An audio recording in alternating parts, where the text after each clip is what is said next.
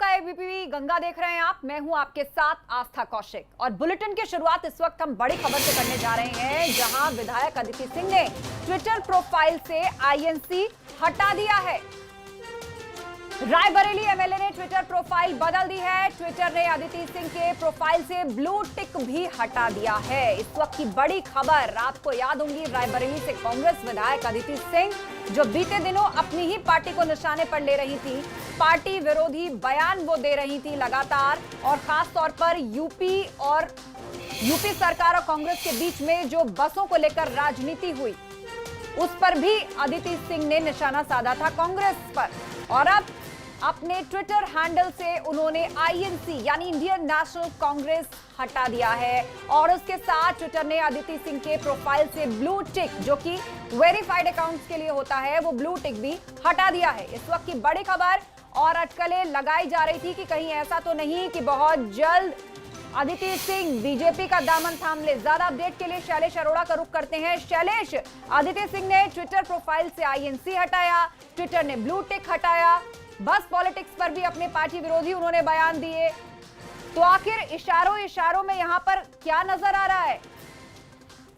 आज तो देखिए, अदिति सिंह का जो रवैया है आज से नहीं, पिछले काफी समय से उनकी कांग्रेस के प्रति तल्खी और भाजपा के प्रति उनका नरम रवैया लगातार नोटिस किया जा रहा है। और इसको लेकर कांग्रेस की तरफ से उनको नोटिस भी जारी किया गया था, निलंबित करने को लेकर भी चर्चा चल रही थी। और उसके बावजूद अभी तक अदिति सिंह के खिलाफ पार्टी ने कोई ठोस कदम नहीं उठाया था। हालांकि चाहे बस पॉलिटिक्स सही हो, तब भी अदिति सिंह ने कांग्रेस पर कटाक्ष किया, उसके खिलाफ बोला। और इससे पहले भी कई मामलों में कांग्रेसी जो अदिति सिंह है वो लगातार कांग्रेस के खिलाफ बोलती हुई नजर आई हैं। और अब उनका अपने ट्विटर हैंडल से आईएनसी हटाना, आईएनसी का मतलब है कांग्रेस यानी इंडियन नेशनल कांग्रेस शब्द को अपने ट्विटर हैंडल से हटाना साफ दिखाता है कि किस तरह से उनकी कांग्रेस से जो दूरी है वो लगातार बढ़ती चली जा रही है। जब से उनके पिता अखिलेश सिंह का निधन हुआ उसके बाद से ही ये दूरी जो थी कांग्रेस से उनकी होती नजर आई और भाजपा के प्रति उनकी करीबी को सभी ने देखा है। और अब ट्विटर हैंडल से आईएनसी को हटा देना साफ दिखाता है कि किस तरह से वो पूरी तरह से अब कांग्रेस से अलग हो रही हैं और भाजपा की तरफ उनका जो रुझान है वो लगातार नजर आ रहा है, चाहे उनकी बातों में चाहे उनके ट्वीट्स पर हो।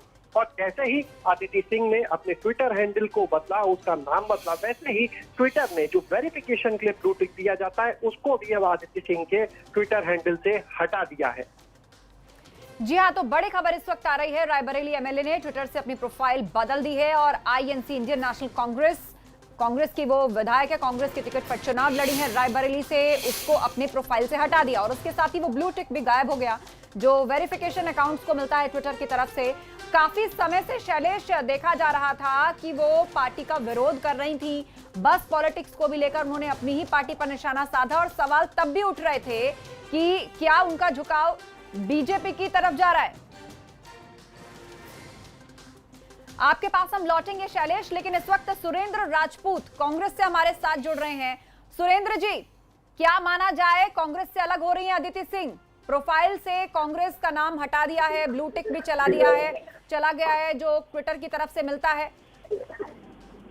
अब ये तो अदिति सिंह बताएं जो उन्होंने हटाया है, क्यों हटाया। हमने तो उनको नोटिस दिया है, निलंबित किया है, उनको अपना पक्ष रखने का मौका दिया है। लेकिन निश्चित तौर पर जो अदिति सिंह जी के काम है, अदिति सिंह जी को चाहिए कि चूंकि वो दल विशेष कांग्रेस पार्टी के चुनाव चिन्ह पर जीत कर आई थी तो उन्हें इस्तीफा दे देना चाहिए अपने उससे और दोबारा से वहां पर उपचुनाव हो, दूध का दूध पानी का पानी हो जाएगा। सुरेंद्र जी, खबर तो ये भी थी कि पार्टी के अंदर उनके निलंबन को लेकर भी चर्चा चली थी, तो अगर इस तरह की पार्टी विरोधी बयानबाजी वो कर रही हैं या इस तरह की गतिविधियों में, तो पार्टी क्यों नहीं निलंबित कर देती उनको? तो आप क्या चाहती हैं कि उनकी विधानसभा की सदस्यता बची रहे? हमने उनकी विधानसभा की सदस्यता रद्द करने के लिए आदरणीय विधानसभा अध्यक्ष के पास एक एप्लीकेशन दे रखी है, जिसको भारतीय जनता पार्टी के शायद दबाव में आकर के वो अभी कोई निर्णय नहीं ले पा रहे हैं विधानसभा अध्यक्ष। तो यानी ऑफिशियली डिक्लेयर नहीं हुआ है सुरेंद्र जी, लेकिन फिर भी इशारों में कहानी अब लगभग साफ हो चली है कि अदिति सिंह और कांग्रेस के बीच की जो दूरी है वो अब खाइयों में बदल चुकी है।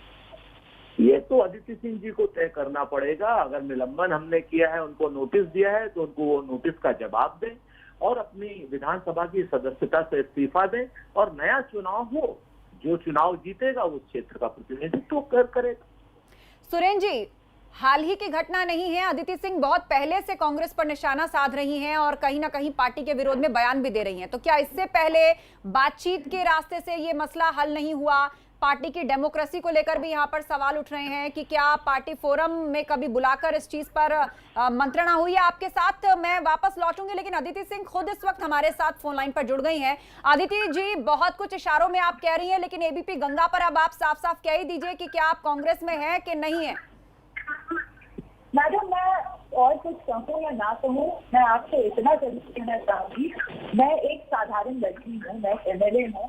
मेरे ट्विटर हैंडल पे क्या चल रहा है ना नहीं चल रहा है, आप उस पर फोकस ना करके देश में, पूरे दुनिया में जिस समय जो इतनी बड़ी महामारी आई है, इतनी भयानक भयानक चीजें बार बार सुनने में आ रही है। कितना जैसे कोई लेबर जो गुजरात से चढ़े थे, बिहार की तरफ जा रहे थे, यंग 35-year-old वुमन, एक महिला खत्म हो गई। अभी मैं न्यूज में पढ़ रही थी। और ऐसी कितनी, देखिए, कोविड को लेकर आप बहुत संवेदनशील हैं अदिति जी, इस बात की हम भी प्रशंसा करते हैं, लेकिन ये सवाल हम क्यों पूछ रहे हैं?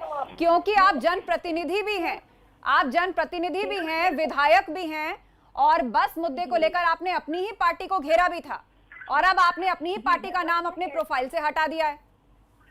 मैं बस ये कह रही हूँ कि मेरे ट्विटर हैंडल पे, पर्सनल हैंडल पे क्या चल रहा है ना चल रहा है, मेरी बस जनता से यही अपील है, युवाओं से यही अपील है कि ये सब ना देख के एक्चुअली जो असलियत के जो इस समय मुद्दे हैं, जो विशेष मुद्दे हैं, उन पे ध्यान दिया जाए। बहुत बहुत धन्यवाद, थैंक यू।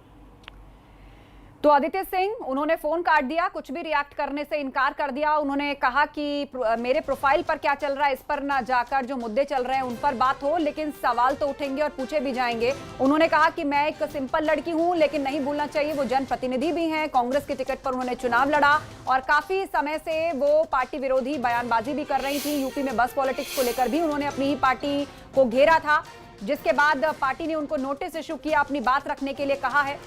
सस्पेंशन फिलहाल उनका है, और खबरें तो यहां तक आई कि उनके निलंबन को लेकर भी पार्टी के अंदर बैठ के चली है, लेकिन उस पर पार्टी आगे नहीं बढ़ी। सुरेंद्र राजपूत जी, कांग्रेसी नेता, हमारे साथ जुड़े हुए हैं। सुरेंद्र जी, आप सुन रहे थे अदिति सिंह को, उन्होंने फिलहाल रिएक्ट करने से मना कर दिया और वो कह रही है कि ये मेरा पर्सनल प्रोफाइल है, मैं कुछ भी लिखूं ना लिखूं, लेकिन वो एक जनप्रतिनिधि हैं, वो इस प्रोफाइल को ना सिर्फ पर्सनली बल्कि जनता के लिए भी ऑपरेट करती रही हैं। बातें इस पर राजनीतिक मुद्दे या फिर जनता से जुड़े मुद्दे उठाती रही हैं। जिस पार्टी से वो चुनाव लड़ी हैं, तो क्या ये सवाल वाजिब नहीं है? देखिए, ये तो निश्चित तौर पर अदिति सिंह जी की प्रोफाइल है, वो उनका विशेषाधिकार है, हम उस पर कोई टिप्पणी नहीं करेंगे। हम तो टिप्पणी इस पर करते हैं कि पार्टी में रह करके कोई आदमी पार्टी विरोधी अगर कोई बयान आता है तो निश्चित तौर पर उसका संज्ञान लिया जाएगा और उस संज्ञान को नोटिस में भी दिया जाएगा। तो हमारा बहुत स्पष्ट मानना है कि उनके ट्विटर हैंडल पर क्या है क्या नहीं, वो उनका नितांत व्यक्तिगत है, और एज ए महिला, एज ए क्या नाम, उनका बहुत बड़ा सम्मान है हमारे मन में, आदरणीय अखिलेश जी की बेटी है। लेकिन एक चीज जरूर तय है कि पार्टी की नीति रीतियों के खिलाफ जो आदमी भी जाएगा उसको नोटिस भी दिया जाएगा, और अगर वो पार्टी में नहीं रहना चाहता है तो अपने पद से इस्तीफा दे और दोबारा उपचुनाव लड़ करके दोबारा जाए। तो यानी कि इशारों में आप भी कह रहे हैं कि पार्टी निलंबित नहीं करेगी, वो अपना इस्तीफा दें, दोबारा चुनाव लड़ें और फिर विधायक कहलाएं। देखिए, हम तो बहुत स्पष्ट, हम तो वो बात कहते हैं जो ऑलरेडी देश का कानून कहता है। हमारा इससे ज्यादा कुछ कहना नहीं है। हमने तो देश के संविधान के अनुसार कहा, दल बदल विरोधी संविधान के अनुसार कहा। अगर आप पार्टी की नीति रीतियों में विश्वास नहीं रखते हैं तो फिर पार्टी को पूरा हक है आपसे पूछने का कि आप पार्टी की नीतियों से विरुद्ध क्यों जा रहे हैं। सुरेंद्र जी, ये जो स्वर हैं अदिति सिंह के, ये काफी समय से अपनी ही पार्टी के विरोध में मुखर हैं, तो क्या कभी बातचीत के माध्यम से इस पूरे मसले को हल करने की कोशिश नहीं हुई? क्या पार्टी आला कमान ने बेहतर नहीं होता? कुछ पार्टी कार्यकर्ता भी मान रहे थे कि अगर प्रियंका गांधी और अदिति सिंह मिलकर यूपी के हित में काम करते, इस मामले को सुलझाया जाता। ये तो देखिए, निश्चित तौर पर वो विधायक हैं और हमारा शीर्ष नेतृत्व हर एक विधायक से यानी आम आदमी से भी बात करता है। जब श्री राहुल गांधी जी सड़क पर उतर करके मजदूरों से भी बात करते हैं, टैक्सी ड्राइवर से भी बात करते हैं, तो अपने जनप्रतिनिधि तो निश्चित तौर पर बात करते हैं। तो यहाँ पर संवाद की समस्या कभी नहीं रही। श्रीमती अदिति सिंह जी ने स्वयं ही कहा था कि राहुल गांधी जी उनके बिल्कुल राखी के भाई हैं, तो ये बात भी अजीत सिंह जी को ध्यान रखनी चाहिए। तो संवाद की कोई समस्या अजीत सिंह जी के साथ में कांग्रेस पार्टी की नहीं। तो आखिर ये दरारें आई कहां से? एक तरफ भाई हैं राहुल गांधी, दूसरी तरफ अदिति सिंह कांग्रेस के टिकट पे चुनाव लड़ती हैं, एक चेहरा है उत्तर प्रदेश में, अचानक इन दरारों की शुरुआत हुई कैसे? ये तो अदिति सिंह जी बताएंगे। हमारी तरफ से हमने कोई भी ऐसा काम नहीं किया जिस काम को लेकर के कोई कुछ कह पाए। अदिति सिंह जी स्वयं देख करके बता सकती हैं। अदिति सिंह जी का, अदिति सिंह के पिताजी का, अदिति सिंह के बाबा जी श्री स्वर्गीय श्री धुन्ने सिंह जी का हमेशा कांग्रेस के साथ का इतिहास रहा। अब क्या है क्या नहीं है ये बात तो निश्चित तौर पर अदिति सिंह जी ही बताएंगी। इस मामले में मैं नहीं कह सकता। तो यानी एक बात बिल्कुल साफ है कि कांग्रेस पार्टी कम से कम अपनी तरफ से निलंबन जैसा कोई कदम नहीं उठाने जा रही है। पार्टी यही कह रही है कि वो अपना इस्तीफा दें यदि वो खुद को कांग्रेस का हिस्सा नहीं मानती या नहीं रहना चाहती हैं और दोबारा विधानसभा चुनाव लड़ें और फिर जनप्रतिनिधि कहलाएं। इस मामले में पिछले 2 बार मैं अपना पक्ष रख चुका हूँ। बार बार आप क्यों कहलवा रही हैं? चलिए, बहुत बहुत शुक्रिया। तो खुलकर ना कांग्रेस कुछ कह रही है और ना अदिति सिंह इस पर कुछ बोलने को तैयार हैं, लेकिन बहुत कुछ इशारों में चल रहा है। एक तरफ प्रोफाइल से आईएनसी यानी इंडियन नेशनल कांग्रेस का गायब हो जाना, दूसरी तरफ कांग्रेस की तरफ से ये कहना कि बातचीत के लिए उनको नोटिस दिया गया है, वो क्यों नहीं अपनी बात रखती और यदि खुद हिस्सा नहीं मानती तो इस्तीफा देकर चुनाव लड़ें और विधायक बने। तो इस पूरे सियासी घटनाक्रम पर हमारी नजर बनी रहेगी, लेकिन फिलहाल अगली खबर पर रुख हम कर लेते हैं। कन्नौज में पट्टे की जमीन के विवाद में 2 गांव के लोगों के बीच जमकर खूनी संघर्ष हुआ। इस दौरान आगजनी और पथराव भी किया गया, जिसमें कई लोग घायल हो गए। फिलहाल गांव में तनाव का माहौल है और पुलिस बल इलाके में तैनात है। ये मामला सौरिक थाना क्षेत्र के गड़िया पा भावलपुर गांव का है।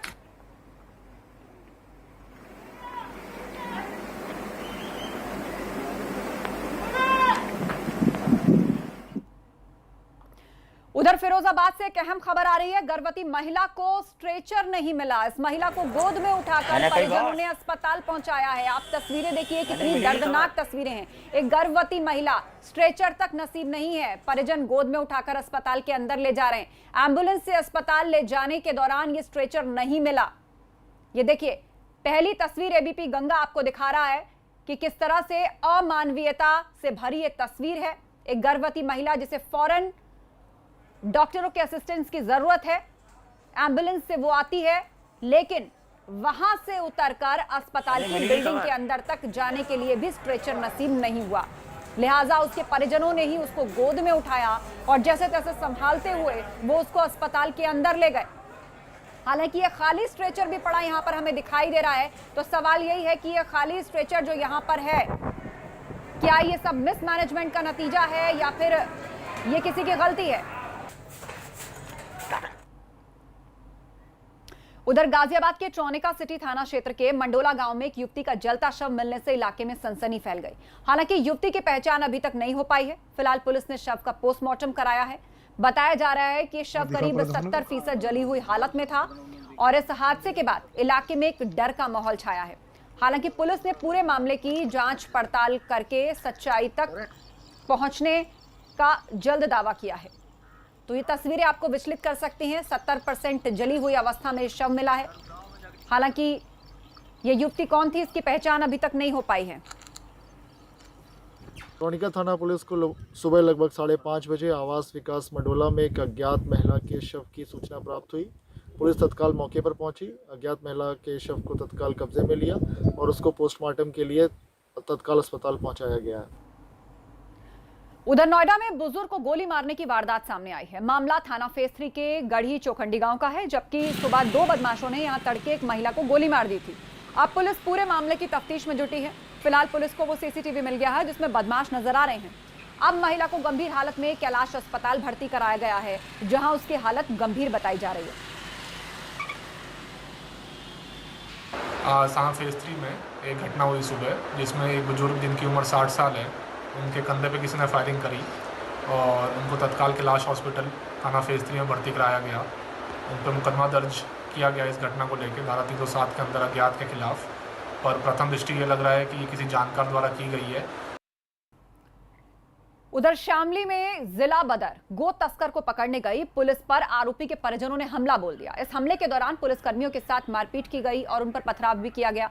उपद्रवियों ने पुलिस की गाड़ियों में तोड़फोड़ की। पुलिस पार्टी पर हमले और पथराव में 2 दारोगा समेत कई पुलिसकर्मी गंभीर रूप से घायल हैं। घायल पुलिसकर्मियों को इलाज के लिए शामली के जिला अस्पताल में भर्ती कराया गया। वहीं गंभीर रूप से घायल एक पुलिसकर्मी को डॉक्टर्स ने हायर सेंटर के लिए रेफर कर दिया। पुलिस पार्टी पर हमला और पथराव की सूचना मिलते ही आनंद फानन में जिले के तमाम पुलिस अधिकारी भारी पुलिस फोर्स के साथ मौके पर पहुंचे और मौके से मुख्य आरोपी समेत 30 लोगों को हिरासत में लिया गया।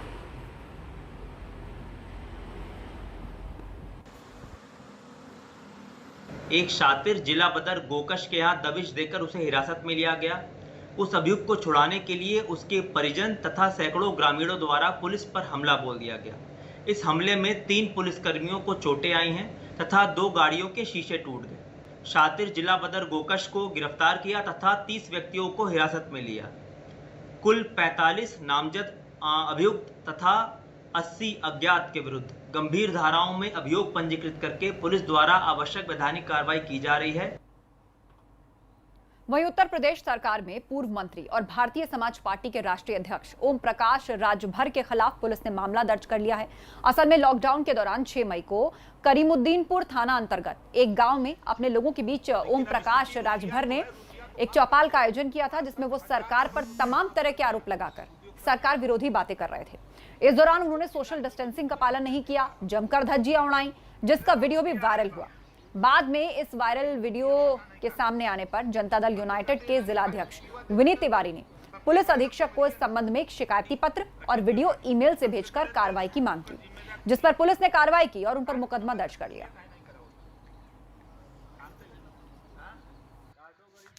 आपको ज्ञात होगा कि अभी कुछ दिन पहले एक ट्विटर पे केवल ट्वीट कर देने मात्र से एक बड़ी पार्टी, राष्ट्रीय पार्टी के अध्यक्ष पे एफआईआर दर्ज हुई। यहाँ तक कि उत्तर प्रदेश के एक राष्ट्रीय पार्टी के प्रदेश अध्यक्ष पे केवल मास्क न पहनने की वजह से भी उन पे एफआईआर दर्ज करके जेल भेज दिया गया। आज आपको ज्ञात होगा कि दाती महाराज पे भी सोशल डिस्टेंसिंग का पालन न करने के लिए उन पे भी एफआईआर दर्ज हुई। मैं समझ नहीं पा रहा हूँ कि इतनी बड़ी गलती एक जनप्रतिनिधि द्वारा सरकार के आदेशों की अवहेलना करना ये कितना बड़ा गुनाह है एक जनप्रतिनिधि के द्वारा, जो संविधान की शपथ लेकर के जो है एक विधायक बनता है। उधर बॉलीवुड के मशहूर अभिनेता आशुतोष राणा ने महामारी और लॉकडाउन के समय लोगों से धैर्य और हिम्मत रखने की अपील की है। उन्होंने कहा है कि अगर हम संयमित जीवन के साथ जिंदगी बिताएं तो कोरोना को जरूर मात दे सकते हैं। उनसे बात की एबीपी गंगा संवाददाता मोहम्मद मोइन ने। मशहूर फिल्म अभिनेता आशुतोष राणा आज अपने आध्यात्मिक गुरु देव प्रभाकर शास्त्री उर्फ दद्दा जी की अस्थियों का विसर्जन करने के लिए प्रयागराज के संगम तट पर पहुंचे हैं। यहां उन्होंने अभी दद्दा जी के परिवार वालों के साथ पूरे विधि विधान के साथ दद्दा जी की अस्थियों का विसर्जन किया है। अब वो हमारे साथ हैं। दद्दा जी को कैसे याद करते हैं आप? देखिए, परम पूज्य दद्दा तो हमारा अस्तित्व भी हैं, हमारे मार्ग भी वही थे, मार्ग पर चलने वाले भी वही थे और हमारी मंजिल भी वही थे। तो मैं दद्दा से ही था और दद्दा से ही हूँ। तो स्मरण तो उसे किया जाता है जिसका विस्मरण हो। तो परम पूज्य दद्दा तो हमारे एक एक अस्तित्व में, जिस आशुतोष राणा को आज आप देख रहे हैं, तो एक शेष आशुतोष राणा के पास जो कुछ भी विशेष है या उसका सदपरिणाम ये है कि आज मैं आपके साथ एबीपी के साथ मैं बात कर पा रहा हूँ। तो ये पूरा का पूरा जो है कृपा का ही प्रमाण है कि एक शेष आशुतोष राणा विशेष आशुतोष राणा हो गया है। अच्छा, दद्दा जी के संपर्क में आप कैसे आए थे, कब आए थे, और पूरा जो लंबा एक सफ़र है तकरीबन आप बता रहे हैं 35-36 सालों का, ये कैसे बीता? देखिए, जब मैं मध्य प्रदेश के एक बहुत छोटे से गांव गाडरवारा का रहने वाला हूं, तो गाडरवारा से जब स्कूली शिक्षा समाप्त करके मैं सागर विश्वविद्यालय पहुंचा अपने उच्च शिक्षा के लिए, तब पूज्य दद्दा जी के संपर्क में आ गया। और ये 1984 की बात है। और जिस पल उनके संपर्क में आया, ये मेरा परम सौभाग्य है कि उनकी अंतिम सांस तक मुझे उनके साथ उनके सामीप्य का सौभाग्य प्राप्त हुआ। धन्यवाद आशुतोष जी हमसे बातचीत करने के लिए। तो ये थे आशुतोष राणा, फिल्म एक्टर, जिन्होंने ये बताया कि कोरोना के मुश्किल कॉल में जो है ये सारे के सारे लोगों को सोशल डिस्टेंसिंग का पालन करना चाहिए, जो सरकार की गाइडलाइंस है उसका पालन करना चाहिए, और धर्म और अध्यात्म से जुड़कर ऐसी शक्ति प्राप्त करनी चाहिए जो उनको आगे जीने का, कोरोना के खिलाफ लड़ने का शक्ति दे। और वो अपनी ज़िंदगी को फिर से पटरी पर ला सकें। कैमरामैन रोहित श्रीवास्तव के साथ मोहम्मद मोइन, ABP गंगा, प्रयागराज। यहाँ वक्त हो गया एक छोटे से ब्रेक का, जल्द लौट रहे हैं, आप बने रहिए हमारे साथ।